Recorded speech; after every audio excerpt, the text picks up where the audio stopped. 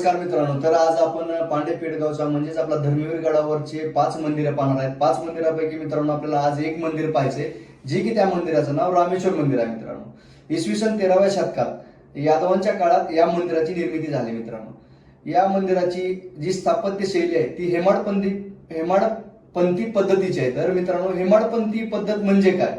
हेमाडपंथी पद्धत मित्रांनो ज्यावेळेस आपले यादवांच्या काळात मुख्य सचिव हेमाद्री पंडित नावाचे एक पंडित होते किंवा मुख्य सचिव होते, त्यांनी ही स्थापत्य कला आपल्या महाराष्ट्रात आणली मित्रांनो। तर बहुतेक करून महाराष्ट्रात आणि आपल्या दक्कनच्या पठारावर जेवढी पण हेमाडपंथी मंदिरं बांधलेली आहेत मित्रांनो, ती यादवांच्या काळात बांधलेली आहेत। आणि अशाच एका मंदिराला आपल्याला आज भेट द्यायला जायची मित्रांनो। आणखीन आपल्याला पुढे अशी 4 मंदिरं बघायचे, तर ती मी व्हिडिओ सेपरेट टाकतो मित्रांनो। तर आज ह्या व्हिडिओ पर्यंत शेवटपर्यंत टिकून राहा।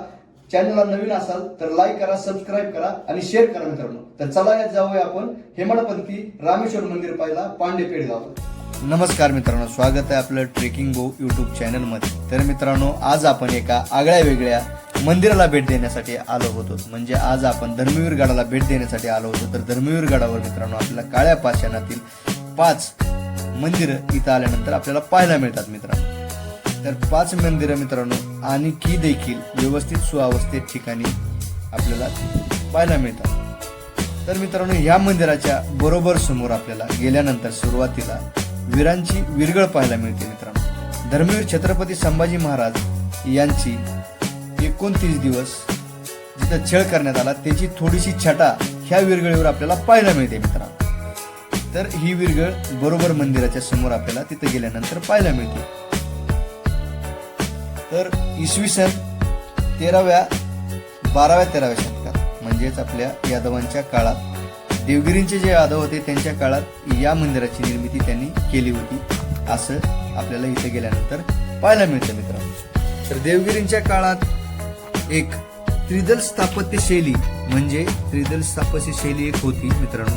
ही त्रिदल स्थापत्य शैली आपल्याला ह्या मंदिरात गेल्यानंतर पाहायला मिळते। तर मित्रांनो सुरुवातीला या मंदिराच्या सुरुवातीला आपल्याला सभामंडप पाहायला मिळतो। त्यानंतर मित्रांनो आपल्याला गर्भगृह म्हणजे जिथं तीर्थक्षेत्र असतं त्याच्या अगोदर आपल्याला गर्भगृह पाहायला मिळतं आणि नंतर शेवटला तीर्थक्षेत्र पाहायला मिळतं मित्रांनो। तर इथं आल्यानंतर असे पुढचा जो सभामंडप आहे आपल्याला ह्या मंदिराचा तो पडलेला पाहायला मिळतो मित्रांनो। बाकीची तर पाठीमागचं ही सगळं व्यवस्थित आहे, म्हणजे गर्भगृह पण व्यवस्थित आहे आणि त्यानंतर तीर्थक्षेत्र ह्या मंदिराचं ते पण व्यवस्थित आहे।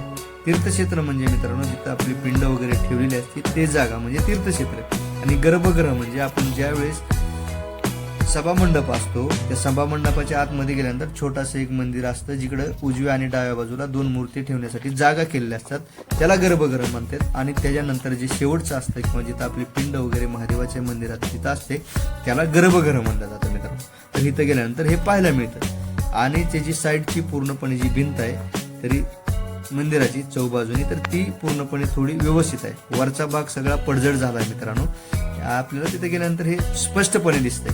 तर मित्रांनो ही लढाई खरंच धर्माची होती मित्रांनो। धर्माची जर लढाई नसली असती तर ह्या मोगलांनी किंवा ह्या मुस्लिम राज्यकर्त्यांनी ह्या मंदिराची तोडफोड केली नसती मित्रांनो, कारण की बरेच मंदिरं आपली इथली जी 4-5 मंदिरं ती तोडण्याचा पूर्णपणे प्रयत्न केला मित्रांनो। आता जे आपण पाहतोय हा गर्भगृह आहे, तुम्ही बघू शकताय, ह्याला गर्भगृह म्हणतात।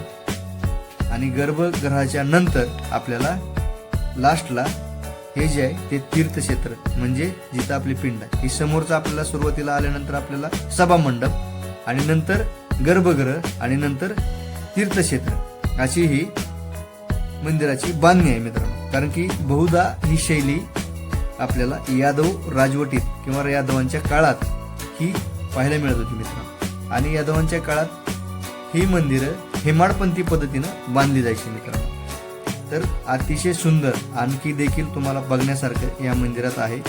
वर्ण छत वगैरे तुटलेलं आहे, सूर्यप्रकाश पाऊस वगैरे पूर्णपणे मंदिरात येतोय, पण आणखीन पिंड वगैरे तर एकदम व्यवस्थित आहे मित्रांनो। आम्ही ह्या पिंडीचं दर्शन घेतलं, खूप भारी वाटलं मित्रांनो, कारण की जी स्थापत्य कला आहे किंवा हे आहे त्यांना प्रथम ज्या धर्मवीर गडाकडे आतमध्ये प्रवेश केला, प्रथम प्रवेशद्वार झाल्यानंतर आपण दुसऱ्यांदा जसं आतमध्ये येतो तसं आपल्याला उजवीकडे वळल्यानंतर पहिल्यांदा प्रथम तिथं बोर्ड वगैरे लिहिलेत मित्रांनो. तर त्या बोर्डवरून आपल्याला समजतं की इकडे पहिल्यांदा रामेश्वर मंदिर आपल्याला पाहायला मिळतं. तर आपण पहिल्यांदा रामेश्वर मंदिराकडे आलो. तर रामेश्वर मंदिर आपण पाहायला गेलं तर 13व्या शतकातली जी काताळपूर्वी म्हणजे जी काळ्या मंदिरातला हे एक अप्रतिम आपल्याला मंदिर पाहायला मिळतं. आता हे तुटक्या अवस्थेत आहे मित्रांनो, परंतु जे काही राहिले त्याच्यावरून आपल्याला ह्याची त्या काळातली प्रतिभा किंवा त्या काळातली जी ह्याचे देखावा असेल तो किती सुंदर असेल हे आपल्याला इथं आल्यानंतर पाहायला मिळतं मित्रांनो. तर आता हे मंदिर पडलेल्या अवस्थेत पाहायला मिळतं मित्रांनो, परंतु जे अवशेष आहे त्या अवशेषावरून ही कला आपल्याला त्या काळची पाहायला मिळते मित्रांनो. तर हे आपल्याला या गडात आल्यानंतर पहिल्यांदा आपल्याला हे मंदिर पाहायला मिळतं जे रामेश्वराचं मंदिर आहे.